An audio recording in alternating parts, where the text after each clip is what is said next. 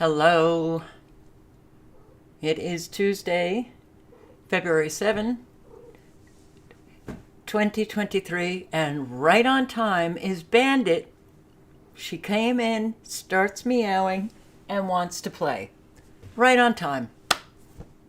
Okay. Hello, everyone.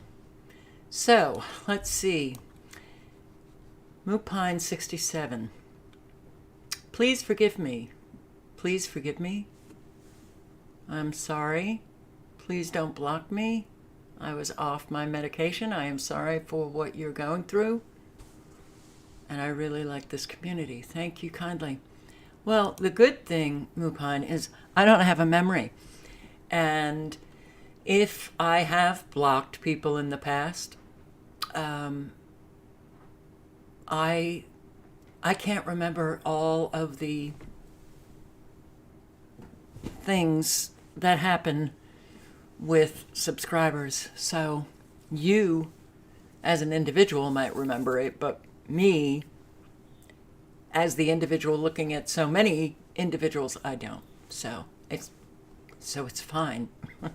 It's fine. Never blame a lack of medication. It's like blaming the alcohol when you're in jail. Well, a lot of that, and I'm not speaking to Mupine's experience, but in some way, I can see that. Era Supremacy, I don't know why you're so off on Eric Clapton. Did something happen to Eric Clapton? That Era Supremacy got people talking about Eric Clapton. Maybe I missed that. No. Oh, wait a second. I didn't give her her treats.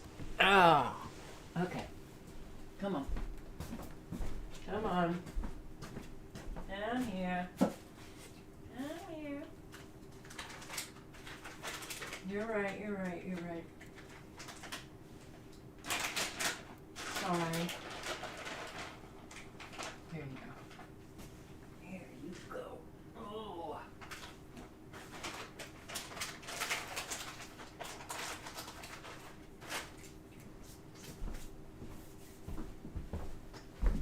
Okie dokie. So, hey Justin. I'd love to be able to come on here and say I had a great day. I had a good day. But I'm not living a good experience, so. But thank you. John Stuart Mill. Killer Drums. 2010. Hello. Let's see who else. Mystic Earth. Touch of Class. Cindy Reinhardt. Rage Against the Machine. Lindy London. Oracle 11. Sharing is Caring. Barbarous Angel. Hey, Sharing is Caring. Have you taken over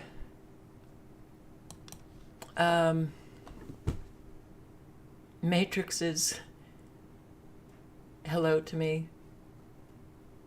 I appreciate it. Thank you. Or is that a new channel for? Wow, I can't. Something Matrix. Wow. All right. I'm telling you, my memory is really going, and it's scary. Sith Trish. Hi. Eli D. Eli D. Barb in Ohio. Cecilia Almarati. Echo Twin Systems. Hello, everybody.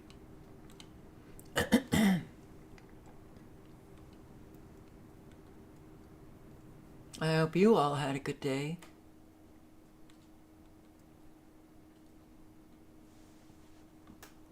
Cindy, is this your first time on Never Lose Truth 4 on the live? I think it could be. Yeah, I think so. Hi, Cindy.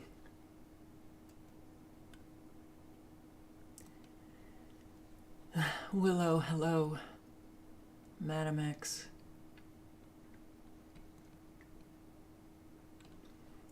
Anthony Van Zant. And Sherry Hughes, thank you very, very much for your selfless service. And it's very consistent. Thank you.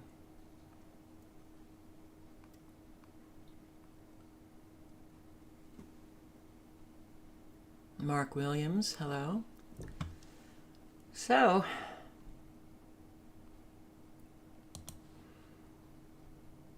I have a lot that I want to share tonight, and I will link below because I'm only going to read excerpts of information that everything is really speeding up.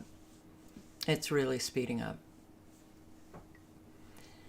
Marty, hey, thank you. Amber Eyes.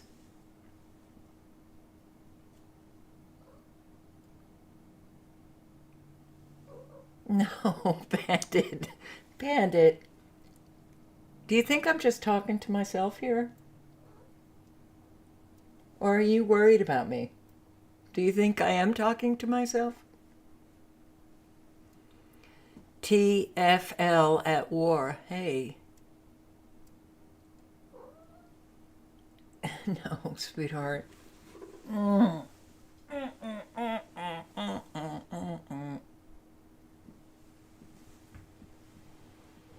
You're not getting anything else, sweetie. All right.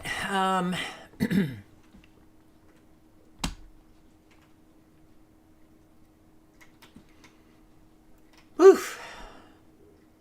I'll wait 2 more minutes. Silent walk, hello.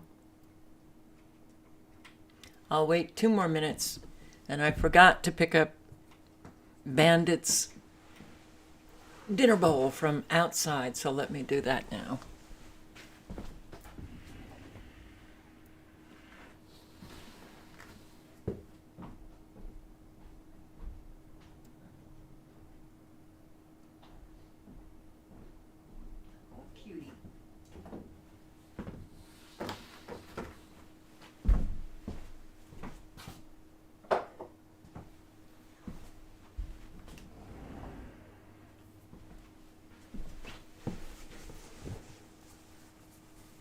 So, Daryl Stillwell, hello.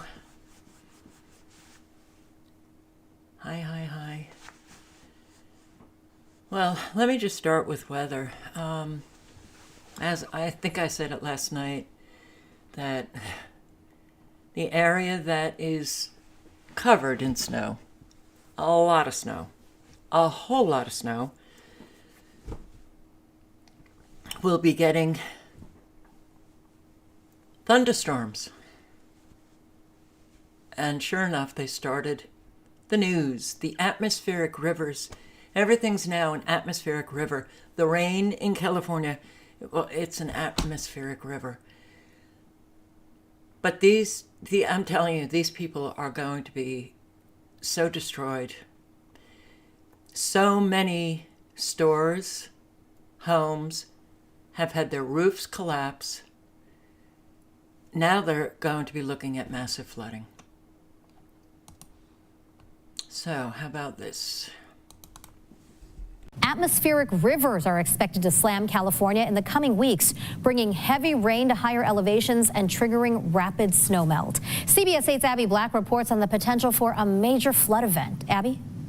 Meteorologists say with the forecasted atmospheric rivers, they expect to have some major flooding, some that we haven't seen since back in the 70s. 2 atmospheric rivers, possibly 3, moving into California in the next 2 weeks are expected to dump heavy rain in central California and trickle south. And that's going to enhance some of the ongoing snowmelt and add to problems with potential flooding. Meteorologist Alex Tardy with the National Weather Service in San Diego held a webinar today about the upcoming storms. So this potentially is a very active weather pattern starting March 10th and rolling through March 20th.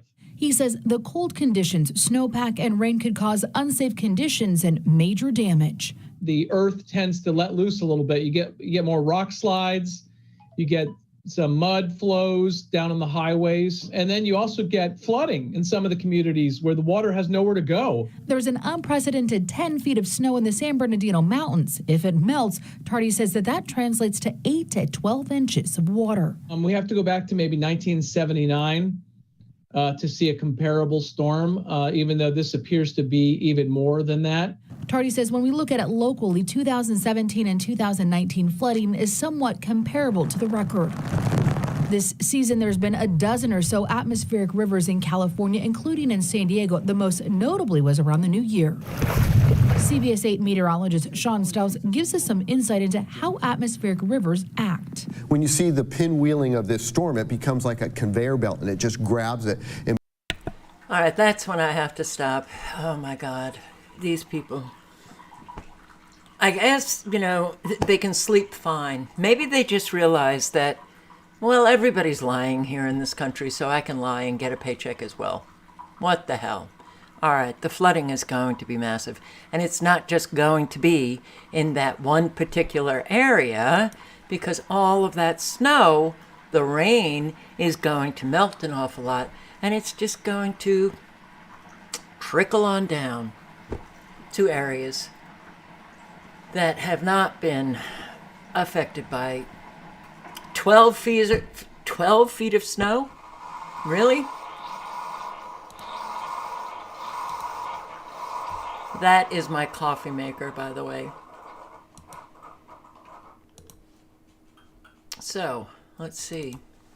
Now to the millions on the West Coast bracing for even more snow. Up to 5 more feet is expected in the Sierra Nevada mountains on top of the 48 feet that has already fallen this winter. Mola Lenge is in South Lake Tahoe with more. Good morning, Mola.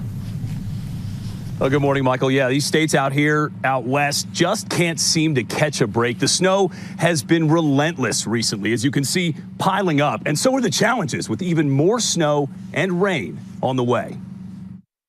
This morning, an already battered California facing challenges as the state sees the snowiest season in more than a decade. I've never seen anything like this. In San Bernardino County, homes destroyed, roofs collapsed, cars swallowed, and mountains of snow several feet high. But across the state, authorities seemingly can't get enough. This car sliding down a snowy road. In Madera County, 2 mobile homes collapsing under so much snow. While in Crestline, fallen trees, branches, and heavy snow littering the streets. Some residents frustrated as they start to run low on supplies. When are we going to be out? Because a lot of people are self-sufficient here, but we can't be if we have no clue on what's going to happen. And in Utah, Salt Lake City now buried, having their snowiest winter in a decade. Though crews have been hard at work mitigating avalanches, 2 skiers reportedly triggering one in the Big Cottonwood Canyon, resulting in a rescue mission. And while authorities are still investigating, there is reportedly no evidence of anyone trapped. Well, so far this year, the Sierra Nevada mountains have gotten 48 feet of snow. That is the most in a decade. And of course, Robin, the season not even over yet. More snow is expected. Great, isn't it? How about bushfires in Australia, New South Wales? Let's get to New South Wales now, because firefighters have a very difficult 2 days ahead of them. There's dozens of blazes continue to burn across the state. Live now to Gabriella Power. She's at RFS headquarters for us. Gabriella, extreme heat continues today. It does, Laura. It's going to get to 34 degrees in the city today and 36 degrees in the west. And the RFS say that firefighters have a very challenging 48 hours ahead of them as they battle blazes in these conditions, these hot and windy conditions. Now, an out-of-control fire, which is burning in the state central west, north of Bathurst, known as the Alpha Road Blaze, that has been downgraded from an emergency warning to a watch and act, and that was downgraded overnight. But authorities are concerned that conditions may deteriorate throughout the day. This is the latest from the RFS. Some 34 fires burning across the state, of which around 10 of those are yet to be brought under control. What we will start to see, though, is a bit of an easing of conditions towards the end of the week, but still, at least another 48 hours of difficult conditions ahead of us. The Alpha Road blaze has burned through more than 600 hectares and threatened dozens of properties. There is a total fire ban in place for the Central Ranges and the Greater Hunter. And the RFS says that these fires are a wake-up call. Our fire season normally will go till the end of March. So it's not unusual to get a number of fires, but I think compared to actually the relatively mild summer, as you said, we've had, it's just, I think, a bit of a wake-up call for people that fires are back on the agenda. And I hope that's not true, that you'll see more fires in Australia. Oh, maybe they're just not done with the flooding that they're doing in Australia. But I did a little bit of a check today on these chemical fires around the world, and they are happening around the world. And, you know, trucks that are carrying gas, explosives, that kind of stuff. This is Auckland.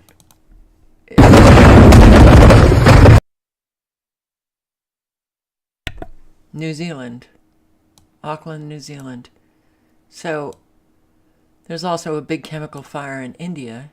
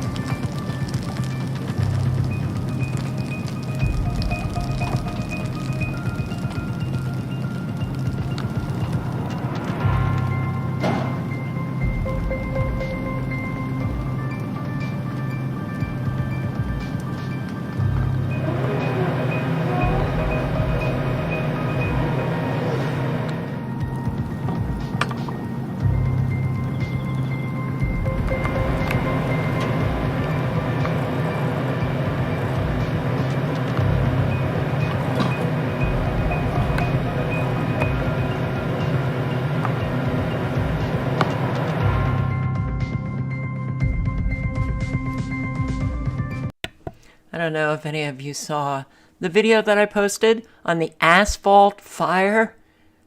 An asphalt fire that for some reason keeps heating up and they don't know why. I posted it on my on this channel. Let me just bring it up. I'll put the link in. Something went wrong. That's odd. Oh, I'm on Never Lose Truth 1. Oh, boy. So, yeah, you should listen to this. It's you're like, okie dokie. They don't know why. They're trying to contact the Canadian manufacturer, I guess, of this asphalt to understand why they can't cool it down. They can't cool it down. Yeah, Madison, North Carolina. I didn't download this, so I'll just put the link in the chat. It's really pretty amazing what's going on. And there was a chemical fire in Illinois. I can't keep up. It's hard to keep up. Let's see, what is this? Crews work together to put out Danville chemical fire. Vermilion County in Illinois. One fire chief says because of dangerous chemicals inside, time was of the essence. It happened at the Lebanon seaboard near Ross and Carlson Lanes in Danville.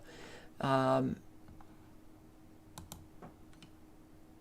think they had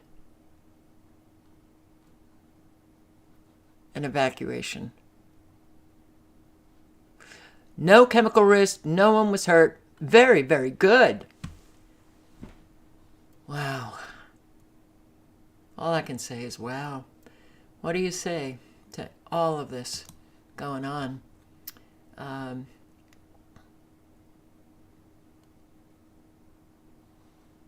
Well, here's the last one on California. Now to the wild weather in California, where parts of the state remain under winter storm warnings. In the meantime, residents in the southern part of the state are pleading, and pleading is the word for help here, with many still stranded after last week's record-breaking snowfall. They're struggling. Jonathan Vigliotti reports from hard-hit Crestline, California. Surrounded by snow, the situation in Crestline is dire.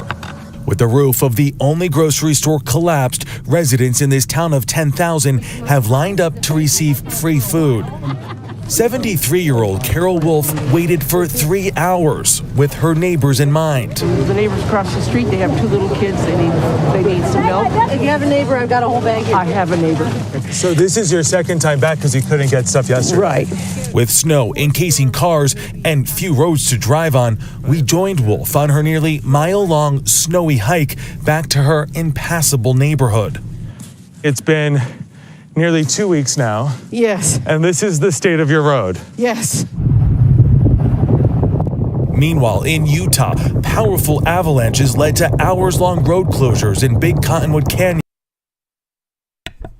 Well, they go back to California and, they interview that neighbor that she's bringing milk to, and he has a 1-year-old and a 3-year-old, and he said he's just been going through hell because they can't really go out. There's, they're running out of food. It's bad. And that rain that's coming in, boy, wow. Talk about turning it on. They are going to destroy so many homes. And I've been to Lake Arrowhead. I thought it was such a cool town. Well, that was in, 79, 78, 77. I can't remember. Yeah. Well, all right. I'm going to play some of DC Shorts. And if you don't know DC Shorts, I'm going to give you the link to the channel. It is a channel that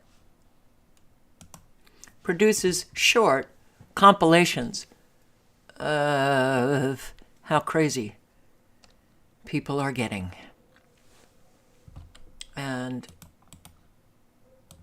it's really getting pretty okay. It is why I say stay safe, because things are getting really wild out there. They really are. They really are. Let's see. At all?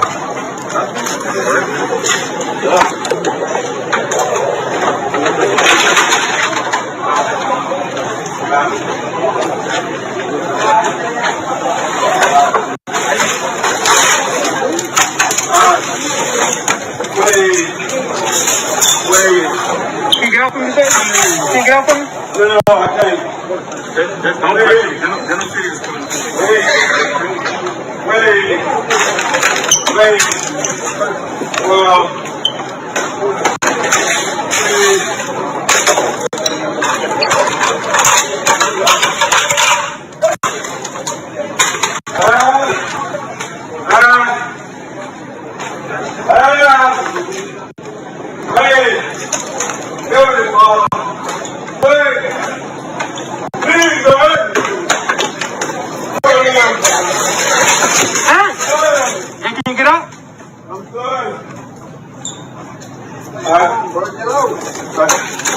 Stay in the back, cousin.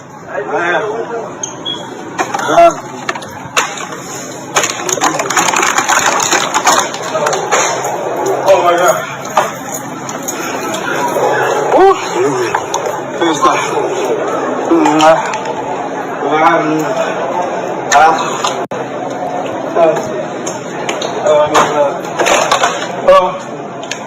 Wait. Please. Oh, help me. Please. No. Oh, help me. Come, no. Okay.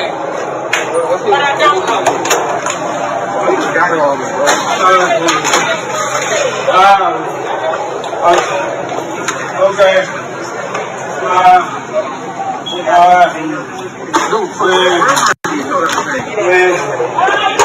Yeah.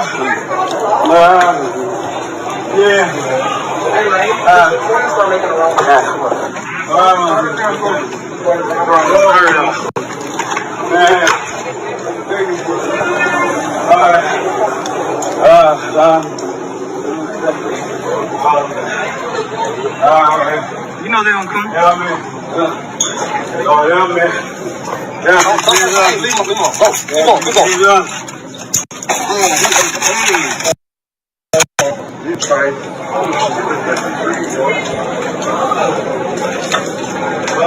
Watch out. We got somebody outside for you, sir. Come on, hey, follow me.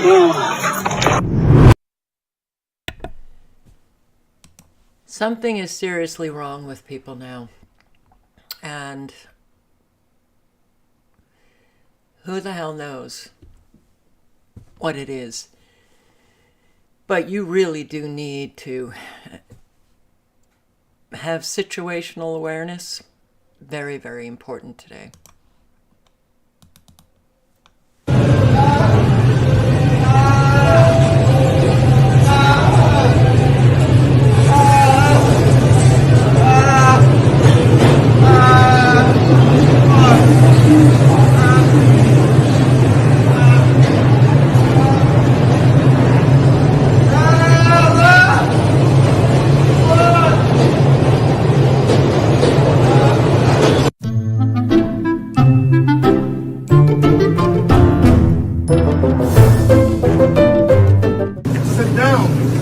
Sit down, Wilson, sit down.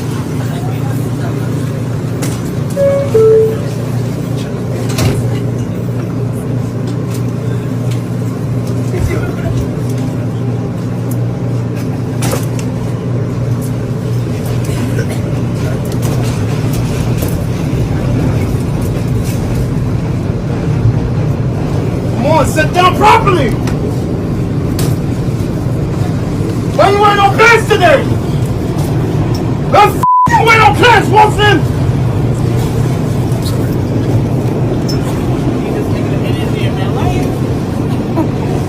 Calling no bad spirits next to me? Why are you recording that? Seriously?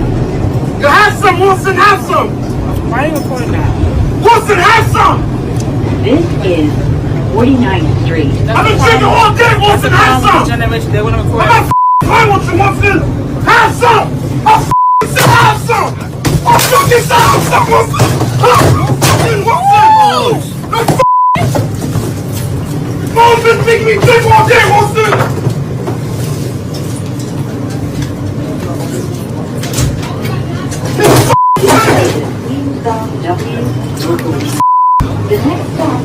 We out.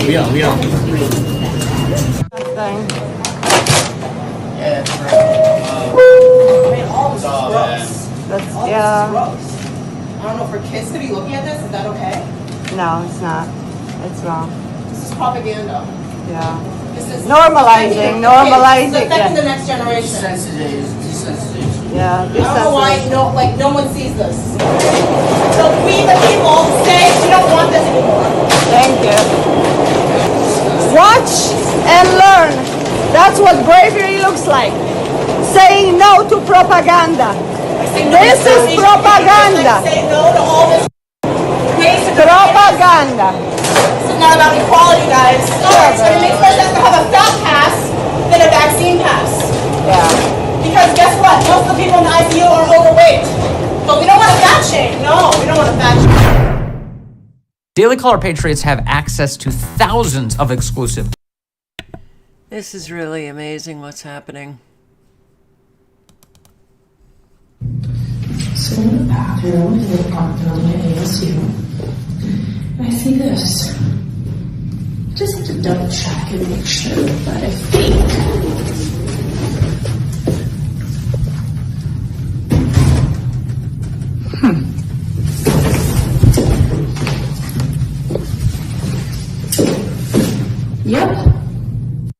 How can you tell me I'm not a transgender? No, you're not. Don't tell me I'm not a transgender, because I am a transgender.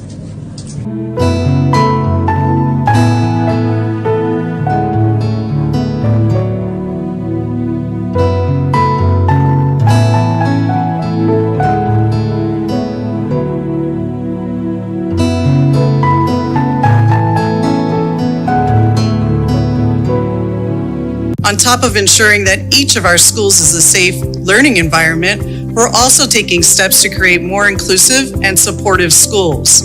One change that will be implemented this school year relates to our school bathrooms. In compliance with new federal guidelines, all CPS students and staff will have fair and equitable access to bathroom facilities that align with their gender identity. We will be providing all schools with updated signage that makes our bathrooms more inclusive. It will identify the fixtures available in each restroom and make it clear that all restrooms are open for use by anyone who feels comfortable.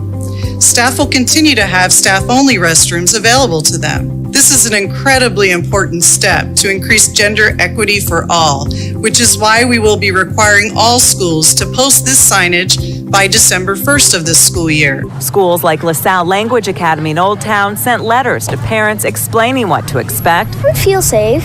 As long as you have your own place to go to the bathrooms privately, right? Yeah, I would feel safe. LaSalle now has 2 all-gender multi-stall restrooms that have privacy strips to close gaps and urinal dividers, even more than what the district requires. Schools like LaSalle say safety has actually increased, according to student surveys. Well, we haven't had any incidences at all in the bathroom. It's not a place to gossip. It's not a place to check your hair. It's a place to go to the bathroom and get back to class. I think that actually having gender-neutral bathrooms or gender non-conforming bathrooms makes it easier to do that. All-user restrooms is what we're calling them. When Portland's historic Grant High School got a facelift, bathrooms became gender neutral. I feel really fortunate that we were able to do something that was really forward-thinking. If girls don't want to be around boys and vice versa, they have options. There's choice. So you can go into this setting, or you can use one of the single-user restrooms that are all throughout the building.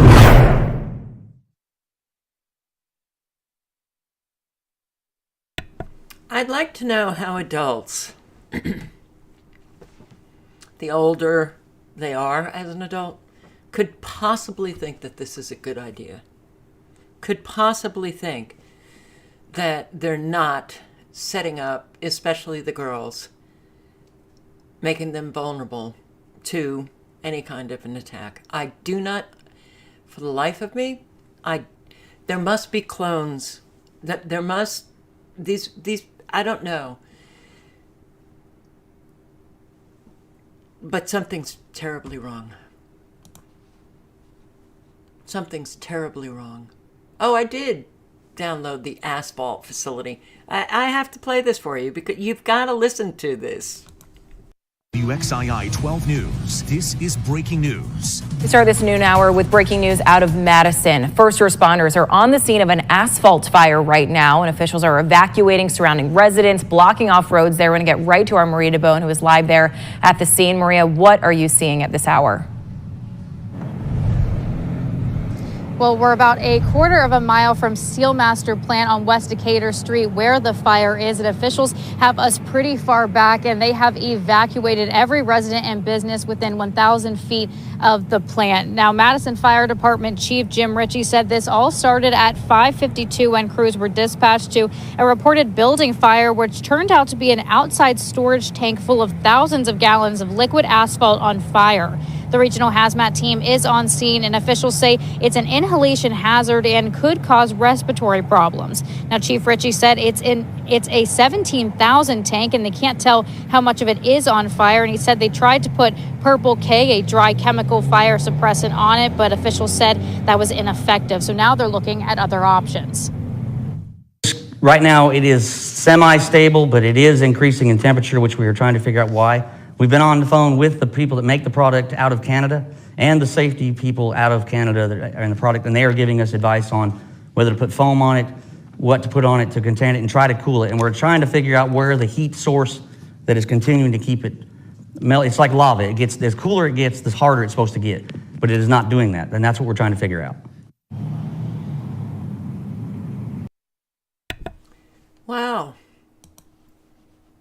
It's a mystery. It's a mystery. Keeps heating up. Okay. All right. We're going to get into, well, I don't know, the very serious stuff. It's all very serious. All of it. Now, again, I have a couple questions for you. We'll start with a couple of. I will link below to Redacted's channel. If you have not subscribed, I highly recommend doing so. I highly recommend doing so because they are putting out an awful lot of very good information. So, I'm not going to play the whole video. I'm going to play a few minutes of it. The link to the video is in the chat. Let me get the link to the channel. And look, I really appreciate people who do the research, post the videos, even if they don't do the research and they're reposting somebody else's video or they're just putting out vital information. It is so unbelievably important, especially now, to circulate information. The good channels, you want to circulate their channel. But here, this video.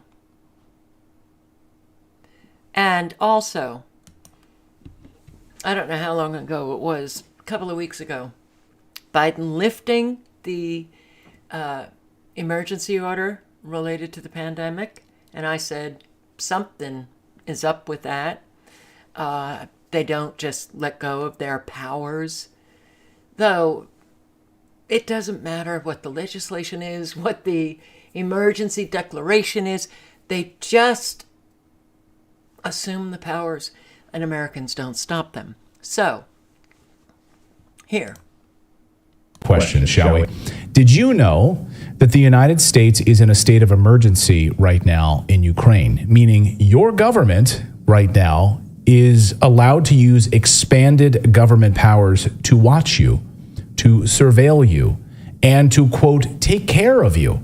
Do you feel taken care of by your government? All because of Ukraine. Did you also know that the United States is one step closer to a digital dollar tonight? And both of these things are connected through executive power and the expansion of the White House's power and President Biden's power. Over the past few days, President Biden has quietly signed a few executive orders that expand the surveillance powers of the United States government and take away power from you. So let's go through these, and we're going to start with Ukraine before we get to the digital dollar piece of this. But first, in the year 2014, unbeknownst to almost no one, and shortly after the Obama administration led a coup in Ukraine to install a puppet government, President Obama signed an executive order at the time, the White House declared that Russia annexing Crimea presented a, quote, extraordinary threat to the national security and foreign policy of the United States, constituted by the actions and policies of persons that undermine democratic processes and institutions in Ukraine, threaten its peace, security, stability, sovereignty, and territorial integrity, and contribute to the misappropriation of its assets. That's an important word, misappropriation. Misappropriation of its assets. Do you guys know that that misappropriation of assets is another name?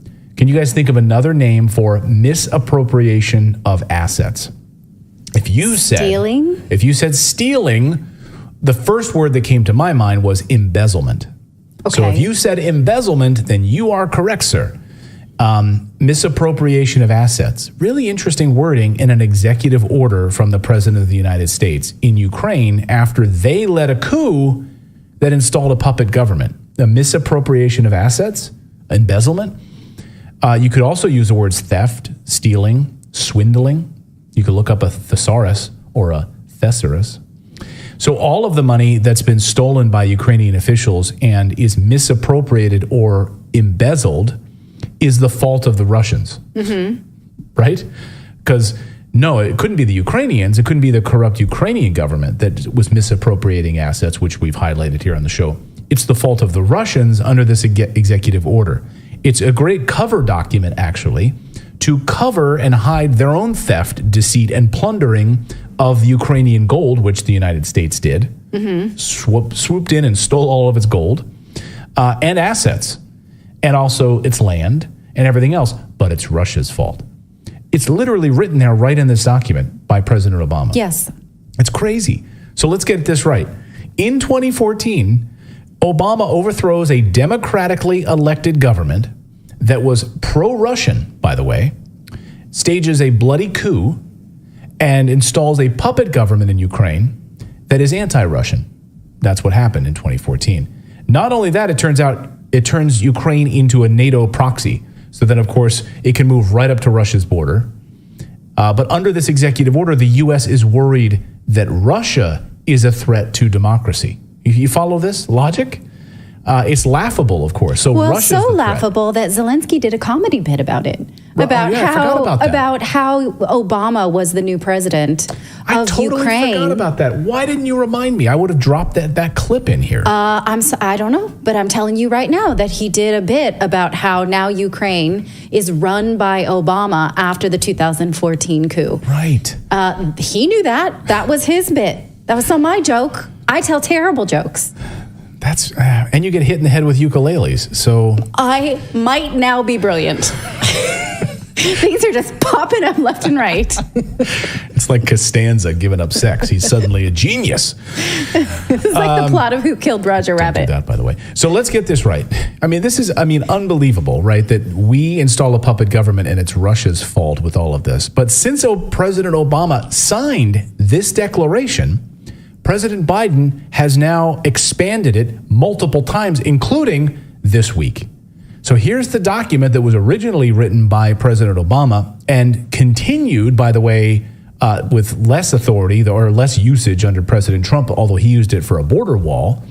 Totally unrelated, though, totally different executive powers. But this one has now been extended by President Biden.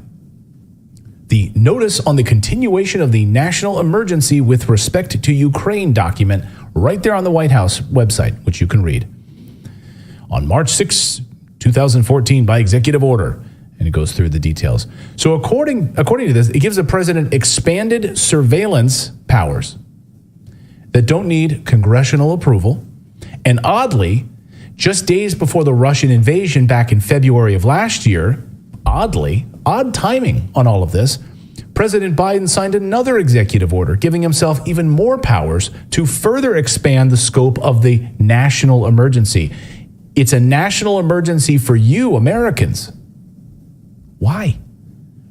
So it's almost like they knew Russia would respond to being provoked for 8 years, right? So we do this for 8 years. We keep moving NATO closer and closer and closer. Keep provoking, and by the way, keep attacking the Donbass for 8 years. 14,000 people killed. Just keep doing that. It's almost like we knew that this would be the response, right? Even Angela Merkel admitted that the Minsk agreements were a facade, a charade, right? They knew it was meant to provoke. They were never going to adhere to them anyway. It was meant to provoke. So the White House, according to the Epoch Times, says the White House stated that the executive orders deal with individuals who undermine Ukraine's democratic processes, as well as threaten the country's security, peace, and sovereignty. Anybody in our chat room right now feel safer about this? The White House stated that executive orders deal with. Yeah, I'm very uncomfortable with the phrase deal with it. We'll deal with you. The mob deals with things. We'll deal with you. It's amazing to me. Yeah. This isn't a presidential document. Yes, I know. I am also concerned about that because obviously I wonder, what does it mean to undermine Ukraine's democratic process? Like, is it, and threatens the country's security, peace, and sovereignty? So if you have, let's say, any thoughts that are against continuing to support Ukraine, does that mean you could be accused of not being pro-peace and therefore you're under surveillance? or you're, going to be dealt with. So these are what does it mean? open-ended questions that it seems like this document is giving itself free leeway to interpret. Yeah, we will deal with you if you undermine Ukraine or Ukraine's sovereignty.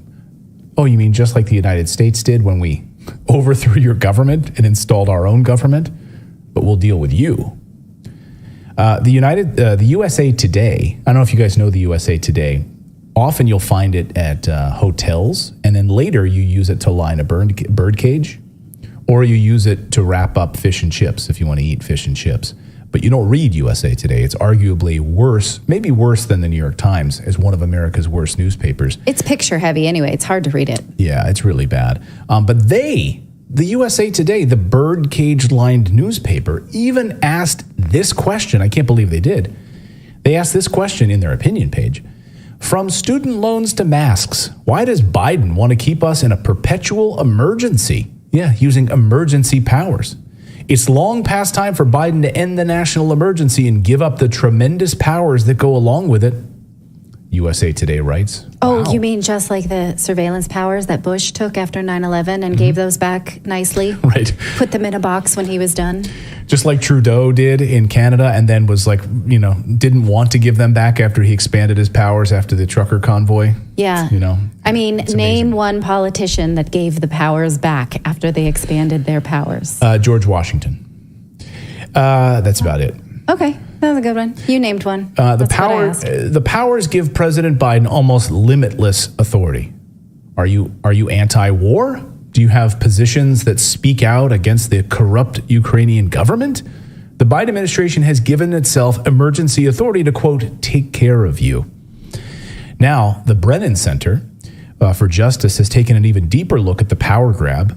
They discovered that under these circumstances, these extra constitutional powers that Biden now has, President Biden has 123 additional powers that he wouldn't have otherwise, just being elected.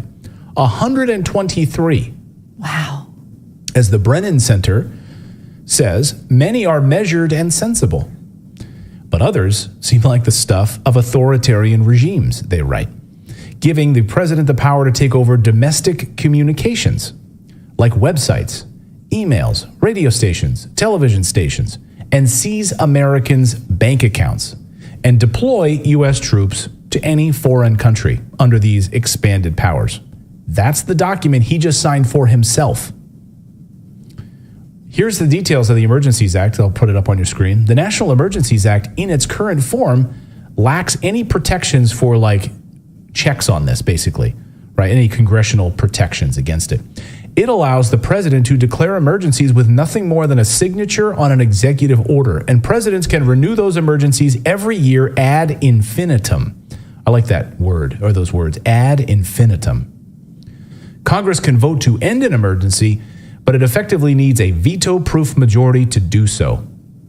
So thanks to a FOIA request, a Freedom of Information Act request, we now actually can get a closer look at the presidential powers because we couldn't see what they were. How do you feel about that? We don't even know what powers the president has just given himself. The only reason we know is through a Freedom of Information Act request.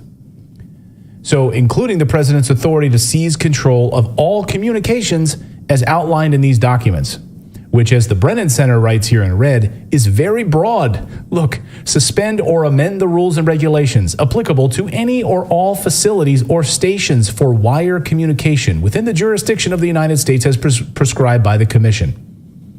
Closing any facility of station or wire communication, the removal therefore of its apparatus and equipment.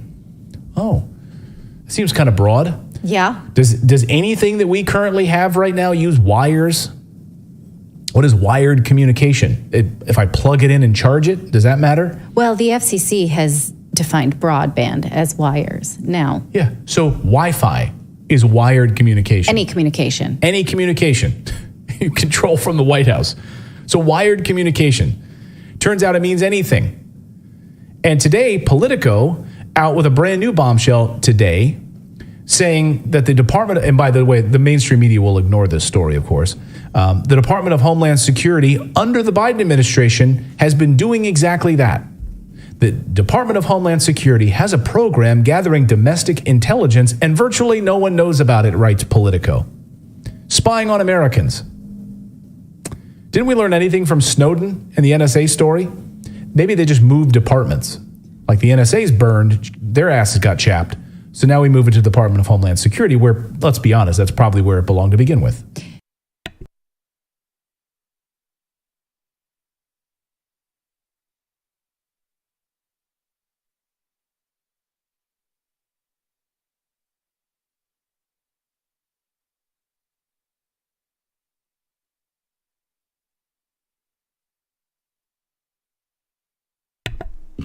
Oh man, I forgot to turn the mic on.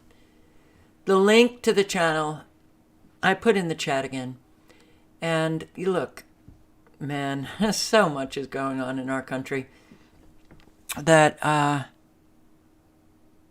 well, now we can define what used to be the United States of America, that you know, free, you know, certainly comparatively speaking, the most free in the world.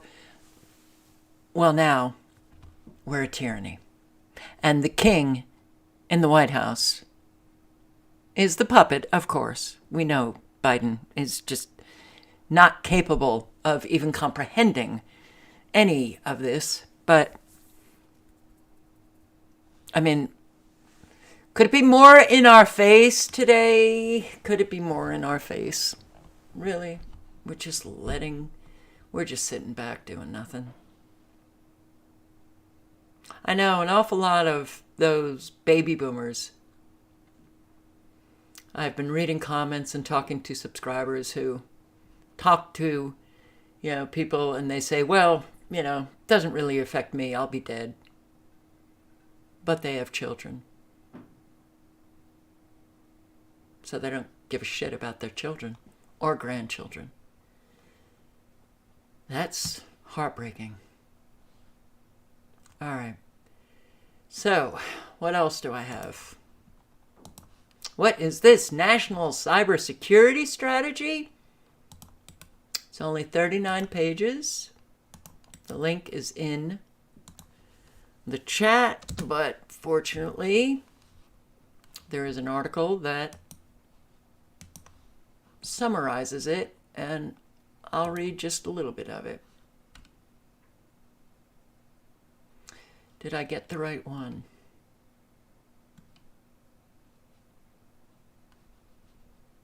Yes. All right, so Biden administration calls for digital ID, investment, public-private data sharing, collaboration. Anytime you see public-private, these two, the hyphenated words here, replace it with Agenda 2030. Sharing collaboration, the public-private data sharing. So government shares data with private corporations or firms. And what's that data? The data's on you. White House has presented its national security strategy that, among other points, calls for investing in digital IDs. Now, I am also going to link below, and I recommend that you bookmark this site.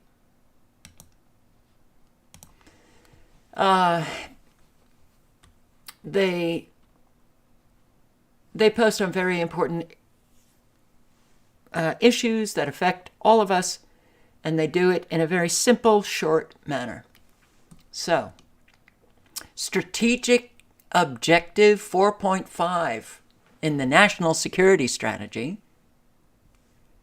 is a document that speaks about supporting development of a digital identity ecosystem, improved digital identity infrastructure that would produce, quote, a more innovative, equitable, safe, and efficient digital economy, unquote.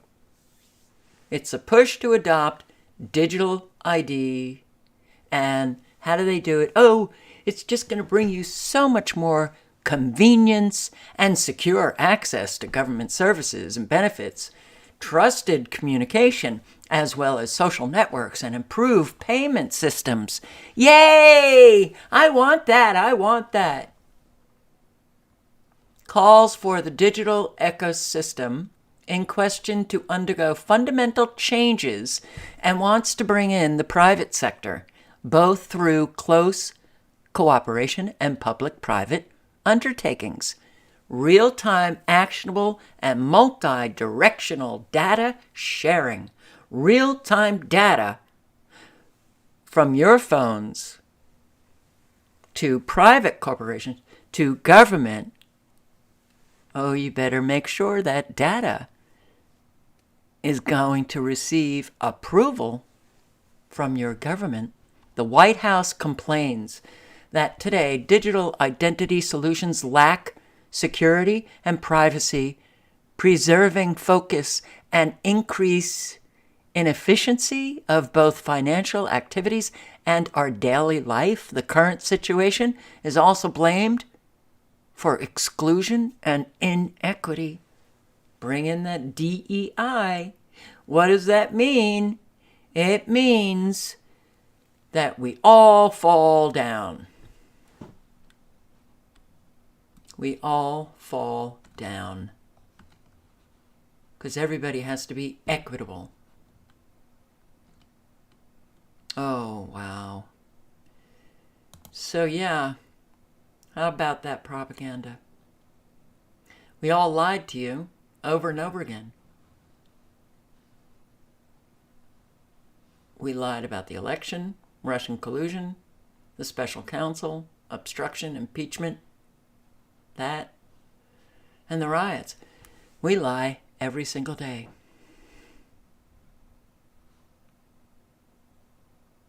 All the lies. What's the New York Times? God. All the news that can fit. I can't remember. Wow. All the lies that can fit. Propaganda warning label on CNN's tweets. Elon Musk tweets, if an organization portrays itself as balanced, but is not, it should be labeled to inform the public. Well, do it, Elon. What are you waiting for? CNN, CIA. Doesn't matter. Because it is. It is the CIA network. CIA has taken over Western news, for sure, and a whole lot of other countries. But a whole lot of Americans just are kind of lost to that. So what is this? U.S. SOCOM procurement document announcing desire to utilize deep fakes? We are going to be getting lies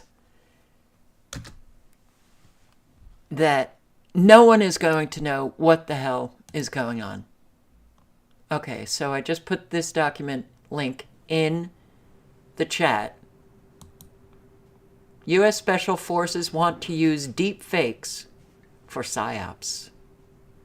Now you know what a deep fake is, right? It's a video where it is produced in such a way that you can't tell it's a fake. So, get ready. U.S. Special Operations Command, that's SOCOM, responsible for some of the country's most secretive military endeavors, is gearing up to conduct internet propaganda and deception campaigns online using deep fake videos, according to federal contracting documents reviewed by The Intercept. Okay, the U.S. government routinely warns against the risk of deep fakes and is openly working to build tools to counter them.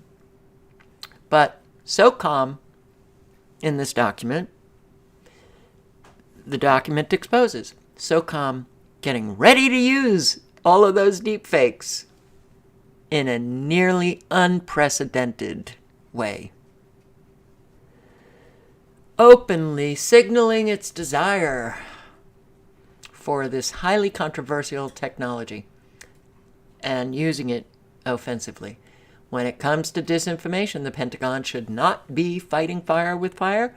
I read these things and I'm like, what are you, Chris Messerly, whatever, head of the Brookings Institution, Artificial Intelligence and Emerging Technology Initiative? Chris, really? So you think the Pentagon is fighting disinformation, not producing it? At a time when digital propaganda is on the rise globally, the U.S. should be doing everything it can to strengthen democracy by building support for shared notions of truth and reality. Deep fakes do the opposite. By casting doubt on the credibility of all content and information, whether real or synthetic, they ultimately erode the foundation of democracy itself. And Chris doesn't know. Really? Doesn't know that, number one, we were never a democracy, constitutional republic. Okay, democracy, the use of the word, I heard it over and over and over again in the early 90s, and I kept thinking, why do they keep referring to this country as a democracy? All these politicians campaigning, or politicians in their position, democracy, democracy, democracy. And then later on I found out that, it's so we get confused. It's so Americans don't know what kind of country they live in. Constitutional republic. And yeah, Ben was right. Constitutional republic. If you can hold on to it, dear. Well, we didn't hold on to it. And we're not even a democracy. So, we are now a tyranny. Only cementing itself every single day. All right, well, so if deep fakes are going to be leveraged for targeted military and intelligence operations, then their use needs to be subject to review and oversight. Again, what a joke. There is no oversight. We don't even have 3 branches of government.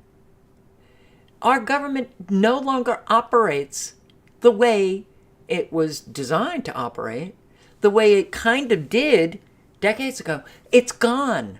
It is gone.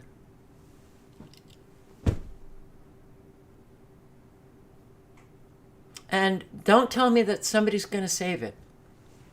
You know, the Republicans are going to save it. The Republicans let it fall. The Republicans were right in there with the Democrats. It was very obvious when Obama came in, usurping the powers of Congress. Didn't we have Republicans in Congress? Did they say a word about it? No. Okay, so first published by SOCOM's Directorate of Science and Technology in 2020.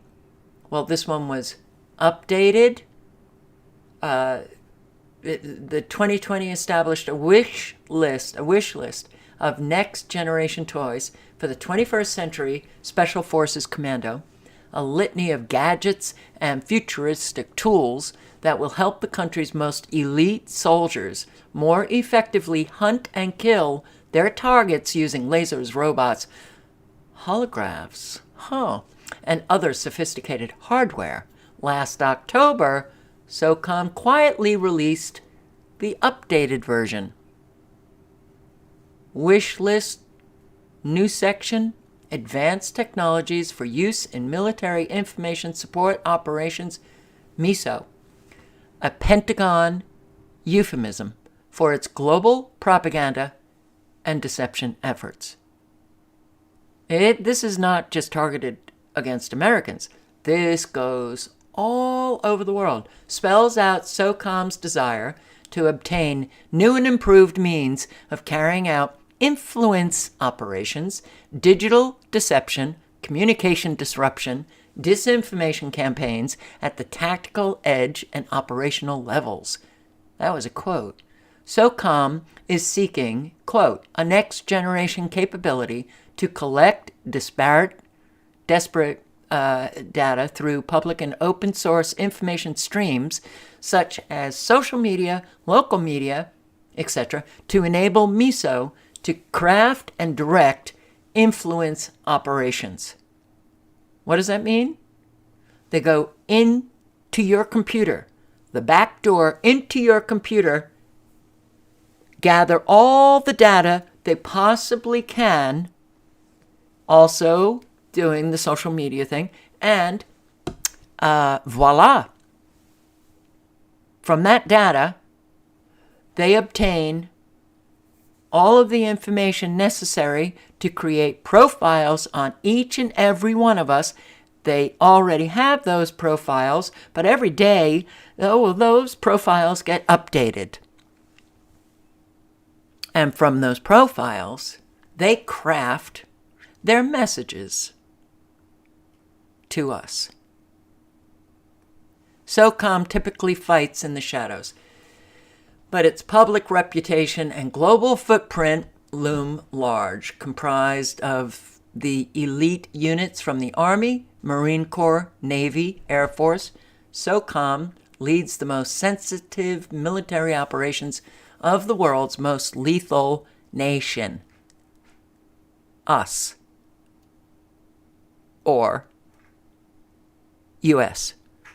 SOCOM's next-generation disinformation ambitions are only part of a long, vast history of deception efforts on the part of the U.S. military and intelligence apparatuses.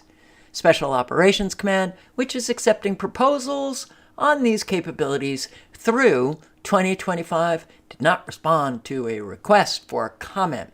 There's more. SOCOM wants to boost these internet deception efforts with the use of next-generation deep-fake videos, an increasingly effective method of generating lifelike digital video forgeries using machine learning. The U.S. has spent the past several years warning against the potent national security threat represented by deepfakes. Well, they don't want you using them. They want to use them. The use of deep fakes to deliberately deceive government authorities warn regularly could have deeply destabilizing effects on civilian populations exposed to them. The conversation has revolved exclusively around the menace foreign-made deep fakes might pose to the U.S., not the other way around.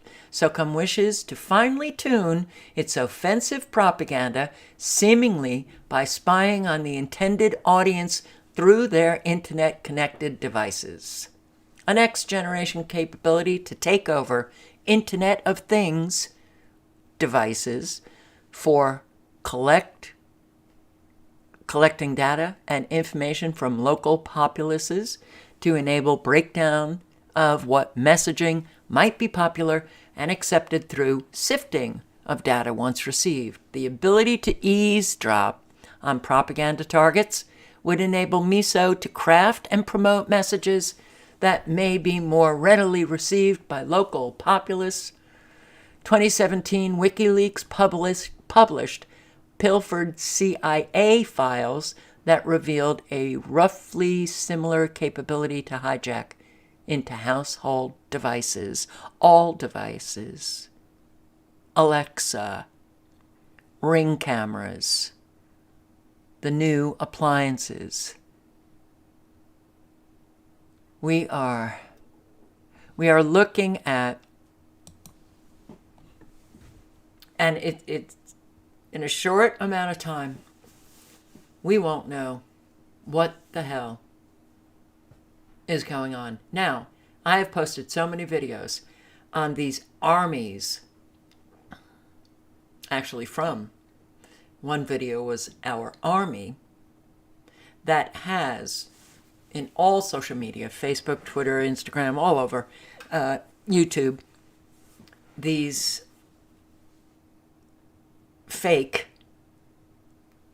fake people who are targeting people with their messages. And it's very hard to figure out who's who. They come in, they have they set up profiles. You don't even know in your own community who these people are. And they're all over. I also posted on NATO. NATO has an army of people, social media. Now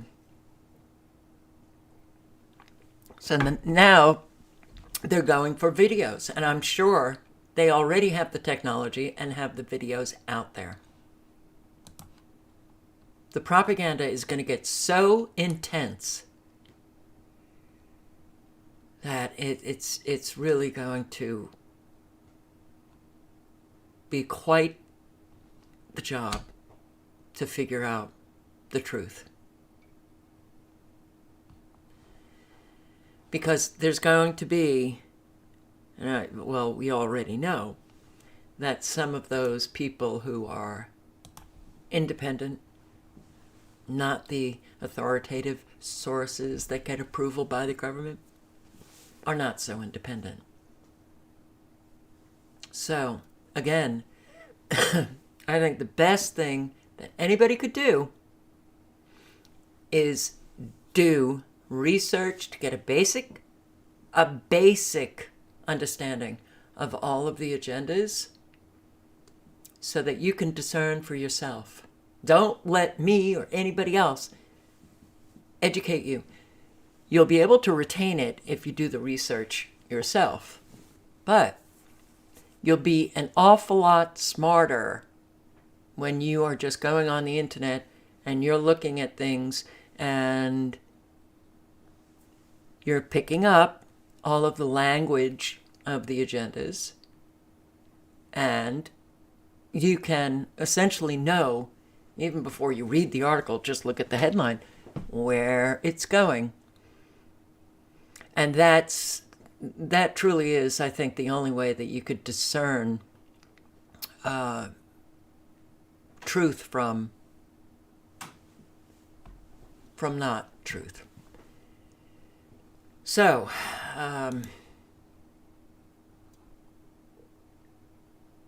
I also want to, I'm going to link below, I'm only going to play a few minutes of JWTV's video.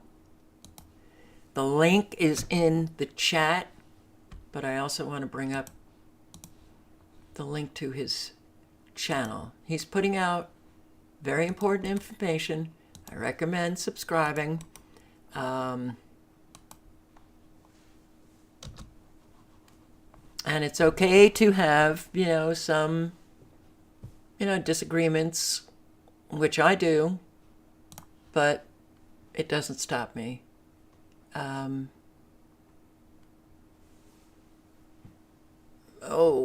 Where are you?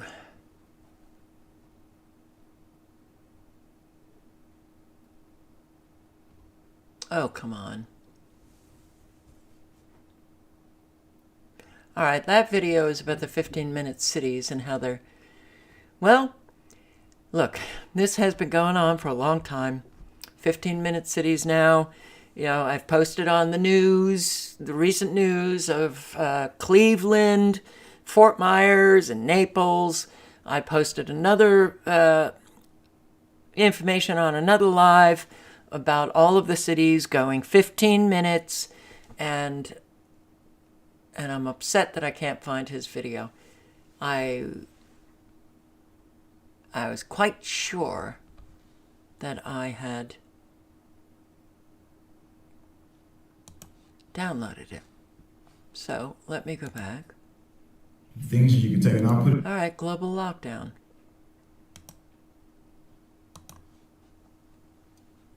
Oh, man.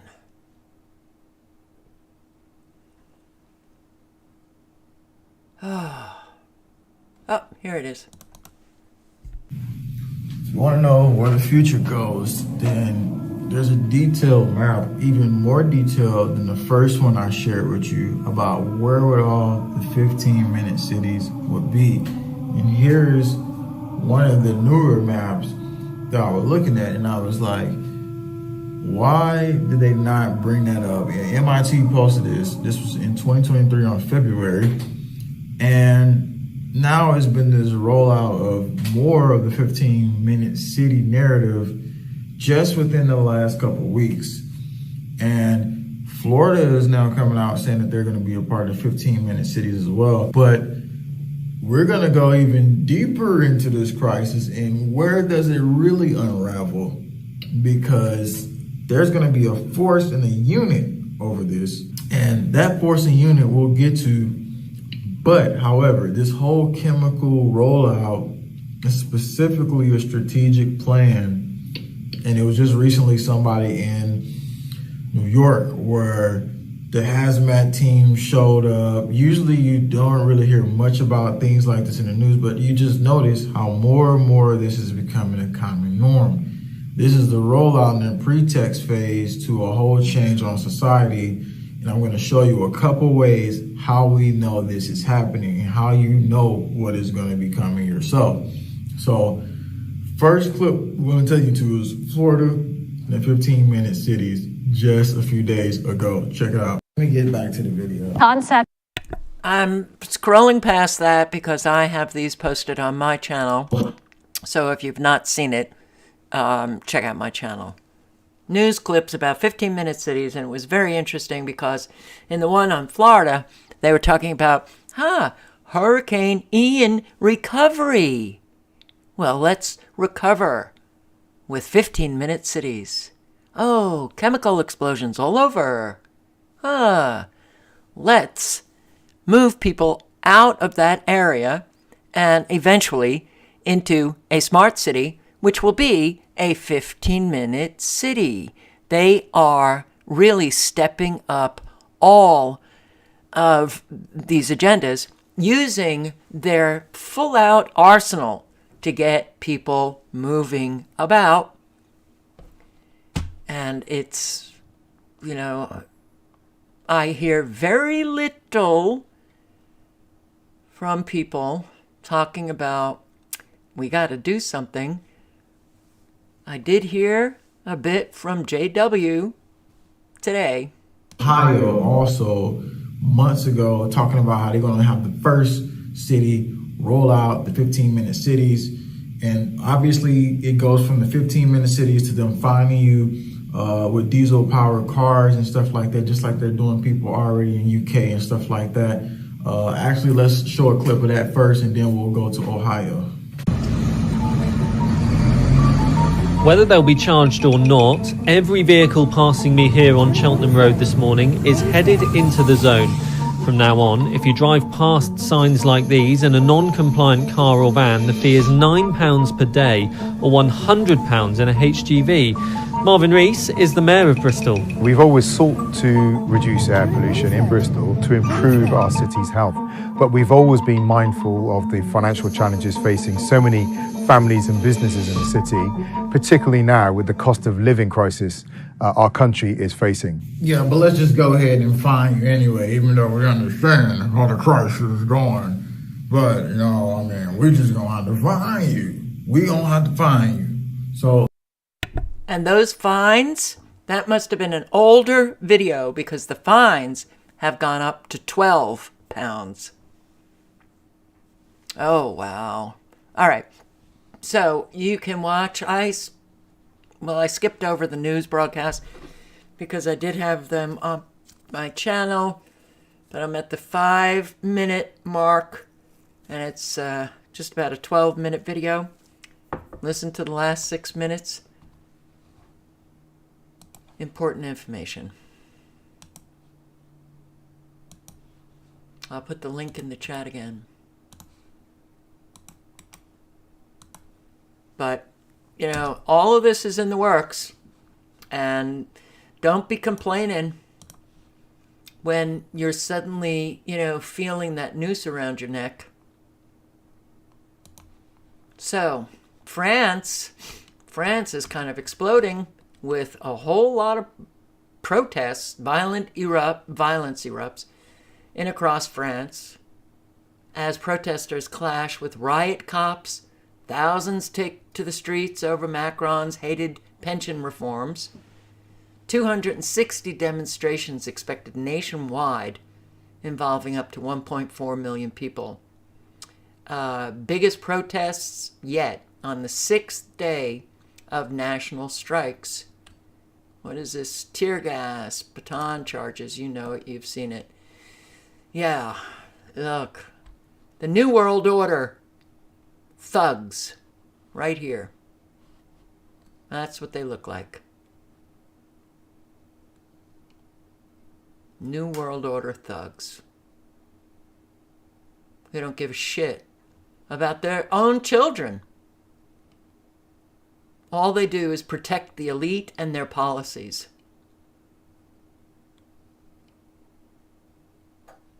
So yeah, France is at it. The French are at it. Soyez unis et solidaires, mes camarades. Restez bien sur la voie de circulation, restez bien unis. Qu'il n'y ait pas de trou dans le cortège et qu'il n'y ait personne qui... Soyez unis et solidaires.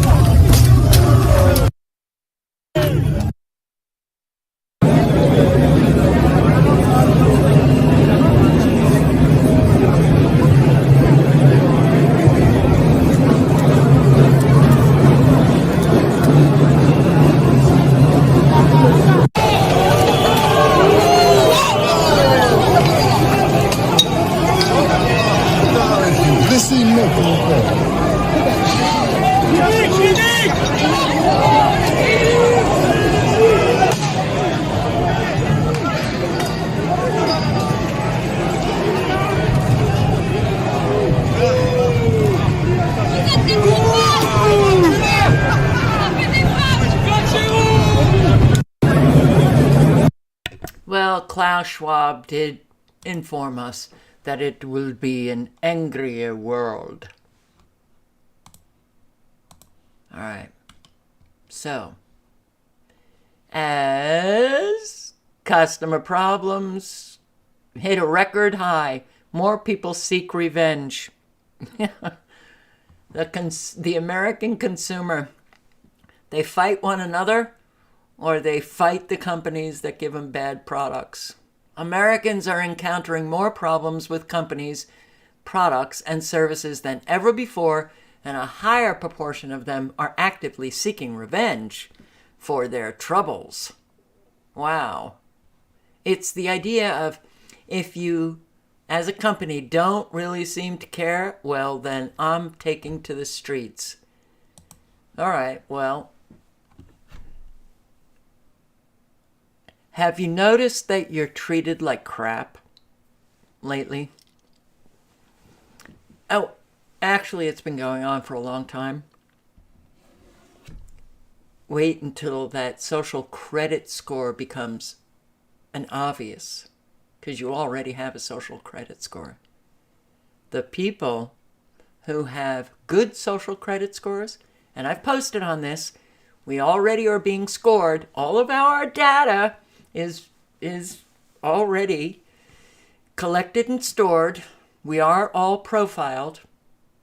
You call a company and you're on hold for 45 minutes, and then the customer service person picks up, and then they just hang up on you.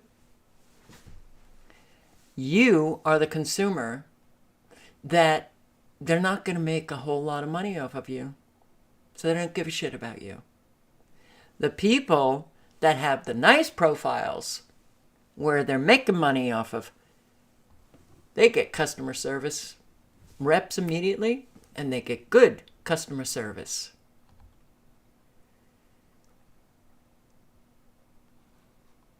The companies are already out there collecting the data and giving us credit scores.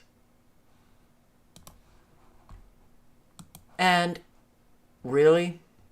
Really? Really? Wow. Okay, that's this headline. Michelle Obama for POTUS in 2024. Absolutely a reflection of the American people. How unbelievably dumbed down are the American people. I mean, it's truly frightening. And I had a subscriber send me some videos,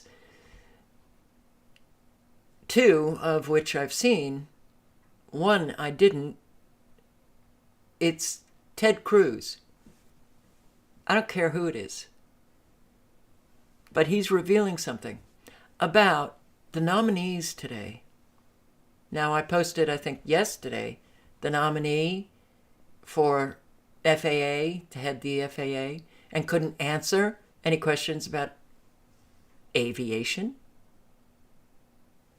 We have a Supreme Court justice who is sitting on that bench who could not define what a woman is during the hearing, and she got the votes, and she's sitting on the Supreme Court, and she couldn't define what a woman is. Now the nominees, every one of them, it's frightening to see how they are not qualified. They are not qualified for these positions. But they're qualified to be puppets to further the agendas. What's happening to the courts? Really scary. Really scary. I'm just going to play a few minutes. It's an 18-minute rant by Ted Cruz. Again, forget about Ted Cruz. It doesn't matter. It does not matter. What matters is what he's saying. Mr. Chairman, this committee is in the process of considering 29 judicial nominees in a single morning. Now, it's not uncommon when a new Congress comes in to take up nominees that didn't pass in the previous Congress. But typically, there's a reason that nominees don't pass in the previous Congress, which is they are often the most extreme and most problematic nominees. In this instance, that is emphatically the case. And many of these nominees are quite literally the most extreme judicial nominees I've seen in 10 years on the Senate. Part of the reason the Democrat majority is trying to move 29 nominees in one morning is to flood the zone with so many bad nominees that nobody can focus on how utterly unqualified these nominees are to be judges. The nominee being considered right now, Nancy Abudu, Senator Lee did a good job of walking through her extreme record. She was the deputy legal director at the Southern Poverty Law Center, an organization that has a long and shameful history of labeling mainstream conservative groups as, quote, hate groups. And the SPLC's history is so egregious that it prompted a violent hate crime. In 2010, the SPLC designated the Family Research Council as a hate group, and 2 years later, a man targeted the Family Research Council using the SPLC's hate map and came in and shot and critically wounded the council's business manager and attempted to murder several council members before being heroically stopped by the building security guard. The SPLC in 2019 authored an article that accused Republicans, including 3 members of this committee, of holding, quote, open white supremacist views. Mr. Chairman, that's ridiculous. You know that's ridiculous. Political rhetoric is one thing, but when you have extreme leftists falsely claiming white supremacy, it illustrates that you are dealing with radicals and partisan zealots. Nancy Obodo isn't the only nominee that this committee is trying to move forward. This committee also has before it Nusrat Chowdhury, who is another extreme zealot. Ms. Chowdhury believes that America is through and through an evil and racist place. And she's not been shy about explaining that. She has stated that, quote, the structure of racial discrimination in America, quote, is so deep, so pernicious that you have to, quote, use the law as a tool of social justice. Does anyone think she's going to stop, quote, using the law as a tool of social justice if she ascends to the bench?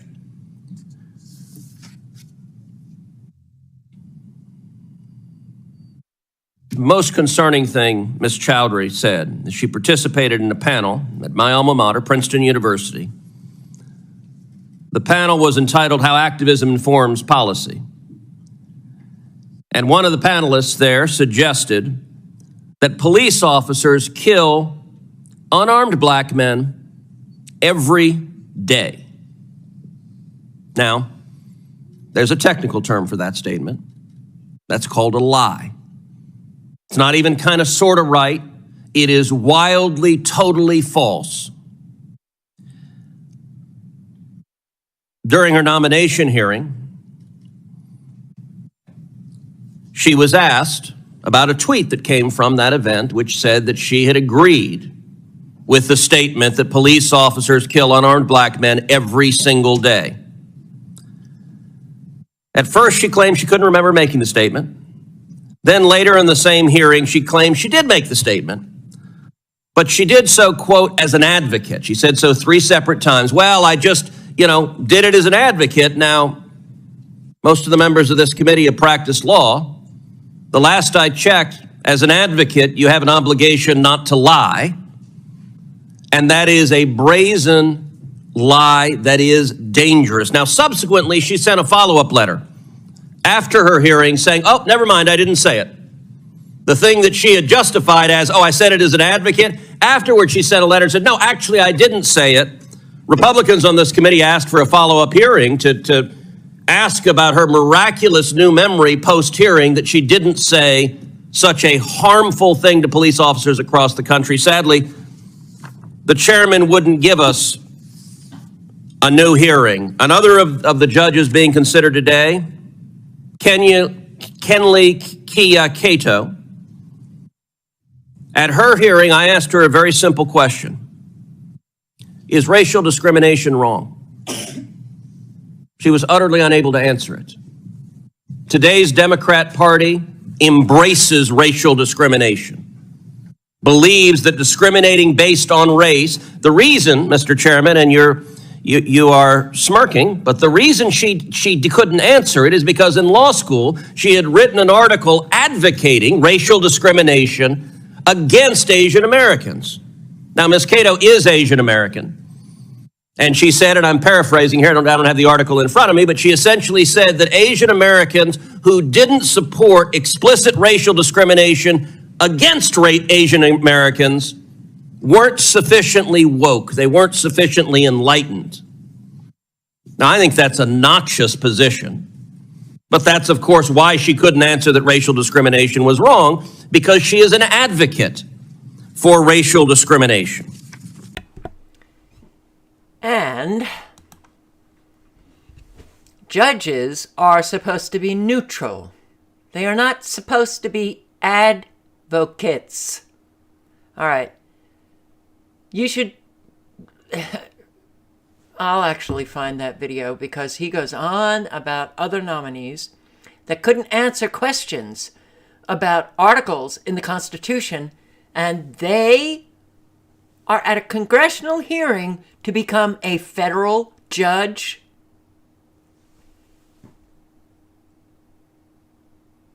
Okay, so the people who are nominated today are not nominated based on the qualifications for the position. They are nominated based on whether or not they will be the useful idiots in the whole transformation of this country. This is very important. Americans should be aware of it. At least be aware of it. And I'm not sure if I got the right channel. Probably not. Oh yeah, I'm also going to play a few minutes of another video that it is just amazing. All right, it was on another channel. You can just put in Ted Cruz rant and you'll be able to bring it up. But yeah, this, wow, man.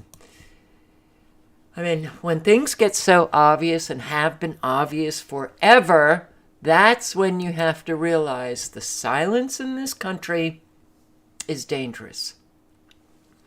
It has been a danger. It moves us along into having our lives destroyed. That's not a good thing. People really need to start shouting, to start speaking up. So, let's see. Here. Again, fabulous channel.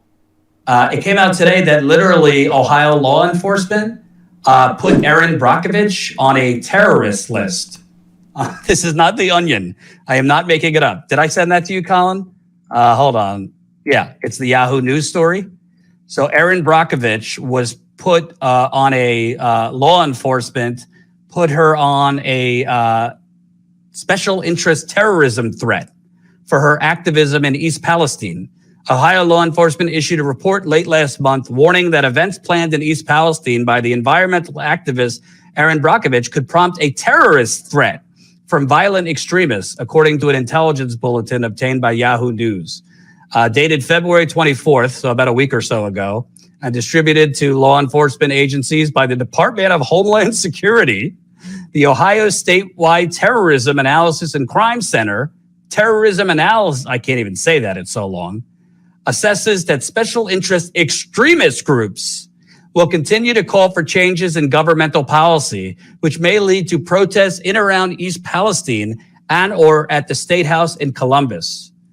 Yeah, you know, that terrorist, Erin Brockovich, committing the terror of saying 2 + 2 = 4, water is wet, and this is a cover-up.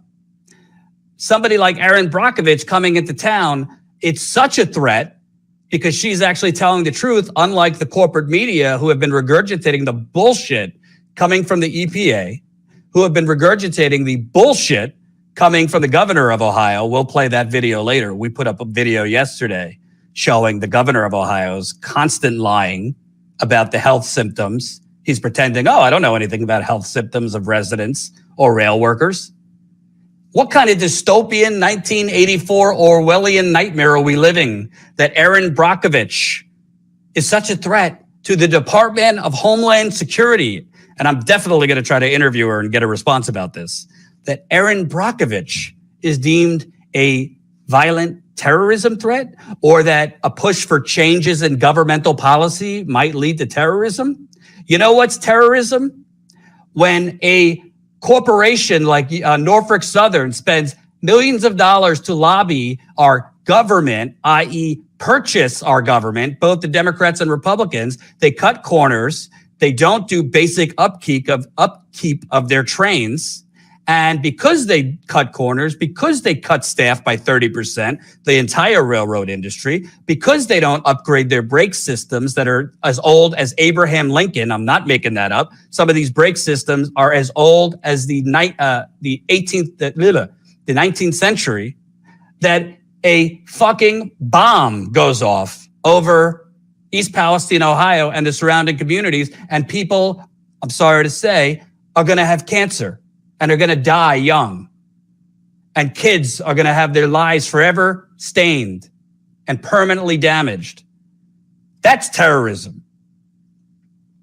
Not Erin Brockovich, who's actually fucking telling the truth. Let's play some of what Erin Brockovich said yesterday, Colin. I've spent all morning with some of the residents, and I'm very upset. Obviously, they're very upset. I just could not believe the amount of information coming in that they have, that they want to share, that it seems like nobody is listening to. They are so afraid. They get so many mixed messages. They're getting a total runaround. They want help. They make a phone call. It goes to Norfolk. Then it says call EPA. EPA says call Norfolk. They don't know where to go. They want to leave. They don't have the means to leave. People aren't coming back. Their animals are sick. Their animals are dying. I've just seen pictures of them who go to their own doctor with holes in their throat, or they're being diagnosed with chemical respiratory illness, or these rashes that obviously look painful. Listen, this has been going on for 3 weeks since the initial crash. I think we're pushing a month now, actually, March 3rd. And yet nothing has really been done that is really giving them any kind of help or answer. It's so frustrating. It's classic cover up in an environmental disaster and running the people around in hopes that they don't figure it out or we all go away and nobody's none the wiser, when they are literally going to be the sitting ducks here. They will be the sitting ducks that don't know their future, that are terrified. That's the terrorist, Erin Brockovich. All right, so Status Quo News. I have to bring up their channel.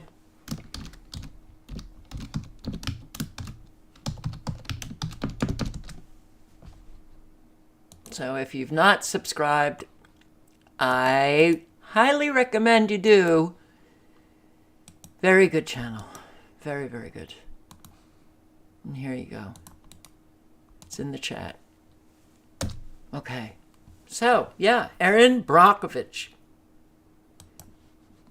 Classified now as an extremist, as a terrorist threat. Now, this has been going on for decades. After 9/11, it became quite clear that Americans were targeted by their own government. We were the list of all of the Americans who were deemed as extremists, as potential terrorists, those who carried a pocket constitution, those who had Ron Paul bumper stickers. The list was long, and it pretty much caught all Americans. Now I want to play one last video for you. What is obviously very new with this vice president and president is the hatred they have for 50% of Americans. And they come out and they have no problem saying it. And Democrats, ordinary Democrats, what are you doing about this? Wow, we're living, it's a very different time. Now, let's get back to American politics, because there's been a couple of little intercessions that I'd love to get your take on. First up from the First Lady, here's Jill Biden on whether her husband ought to take a cognitive test. Nikki Haley, one of the Republican candidates, is calling for mental competency tests for those politicians over the age of 75. What do you think about that? Ridiculous. All right, this is the first part of it. Would your husband ever take one of those? I mean, we haven't even discussed, we would never even discuss something like that. I bet they did. She probably booked him in a couple of times, but he forgot about it. Point discussing it with him because he wouldn't understand what the hell you were talking about. By the way, being the president is probably a fairly decent mental competency test just in and of itself. Yeah. And it's one that Joe Biden keeps every single time. Yeah. The only thing he's succeeded in doing is repeatedly defying gravity. This is a guy who time after time falls upstairs. He does. He did it again yesterday as well. Here we go. Here we go. He did it again yesterday. Hang on, son. He just managed to stay upright this time, though. I've got to show you quickly before we go, though. Come on. Kamala Harris showing a little bit more of that leftist hatred for the right, and also her ability to laugh at anything. And I went home one day and I said, well, why are conservatives bad, Mommy? Because I thought we were supposed to conserve things. I couldn't reconcile it. Now I can. Oh, isn't she funny, talking about how she hates people who disagree with her? Dear Lord. Here's the thing about Kamala Harris. If she was able somehow, if she was a genius who could solve every problem in the earth and bring the Middle East together and solve every energy crisis, it wouldn't matter because the laugh kills it anyway. The laugh is the biggest destructive negative force probably ever unleashed in American politics. No.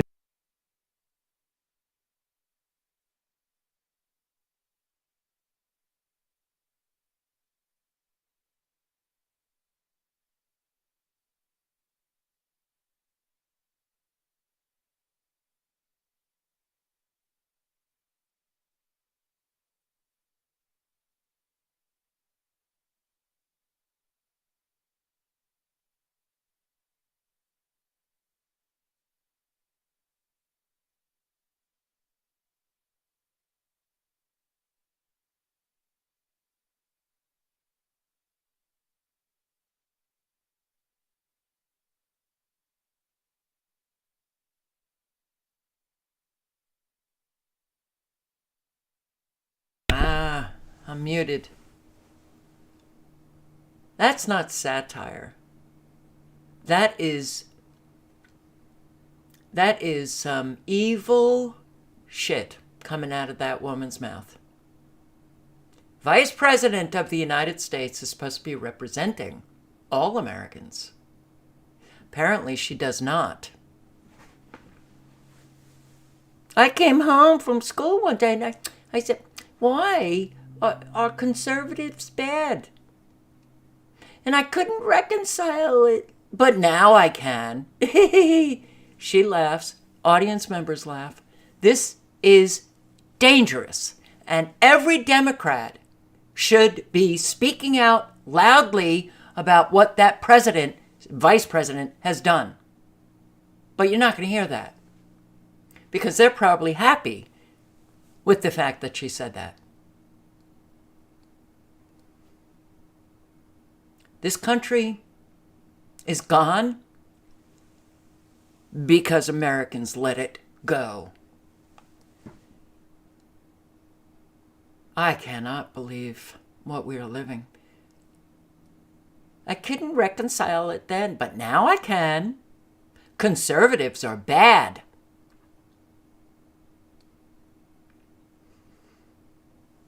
Well, there's a reason why she said that. That was just not an off-the-cuff remark. Setting Americans up to keep fighting one another to the point where, we're now seeing people just get attacked on the street. I said years ago, I think even when Trump was campaigning, I was posting videos on, the Republicans are the target.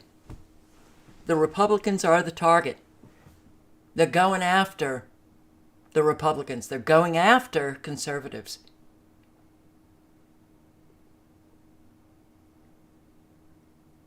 Good, someone remembers. A vice president who's supposed to be representing all Americans.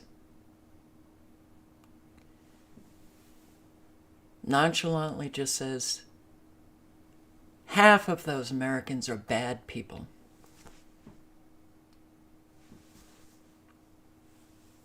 And, you know, do Americans have anything inside that moves them when they hear things that are so outrageously wrong? I have to wonder. I really have to wonder.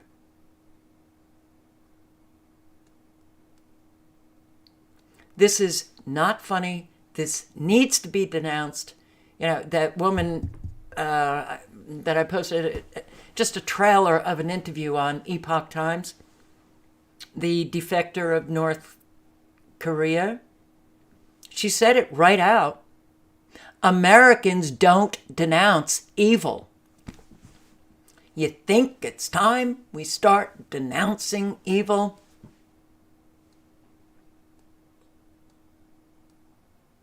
It's, you know, it's like the American people are children, and their mommy and daddy, they're so abused that it's almost like they're too scared to say anything, because then they're going to be attacked even more. These people are lowlifes. I don't care what position they're in. They are lowlifes. And so many people think that people in positions of power, or the famous people, they're different and they're better than. They are so not better than. Yeah, Trump promoting freedom cities. Whoa, what's that about? 15-minute cities?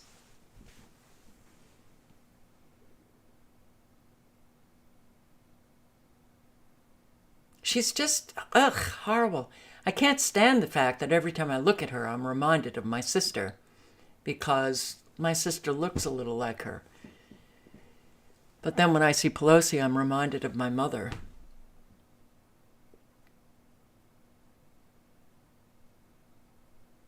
It's, look,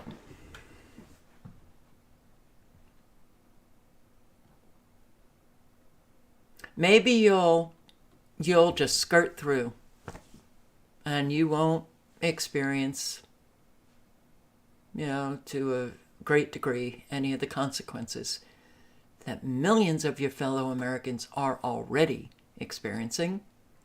Maybe you'll do it. Good on you. But a whole lot will experience the consequences. Do you have a right to even complain if you haven't done anything? You've known for a long time what's coming. So we are part of this big familial dynamic. You can't separate the American people from the nightmare we're living.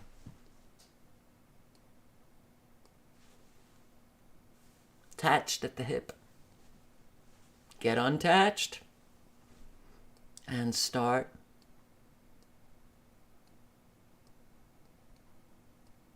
demanding better. But boy, they really now put it in our face. They could give a flying F. Because they know the American people won't do anything. That's kind of the saddest part about this. They can do whatever the hell they want. They don't care.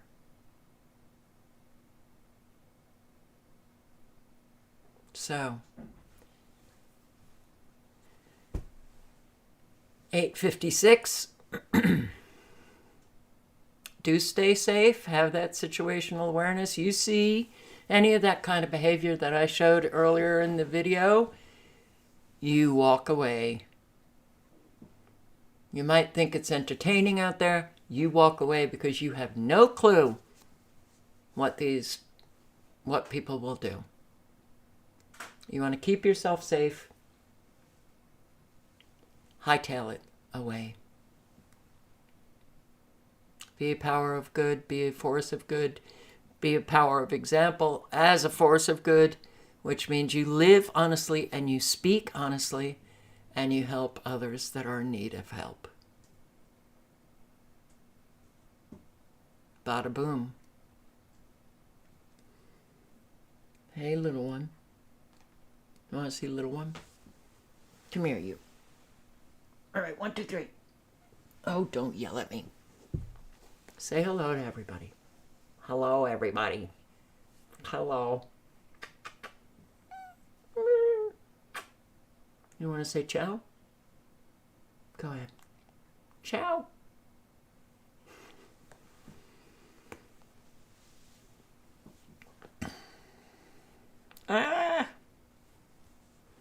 Okay.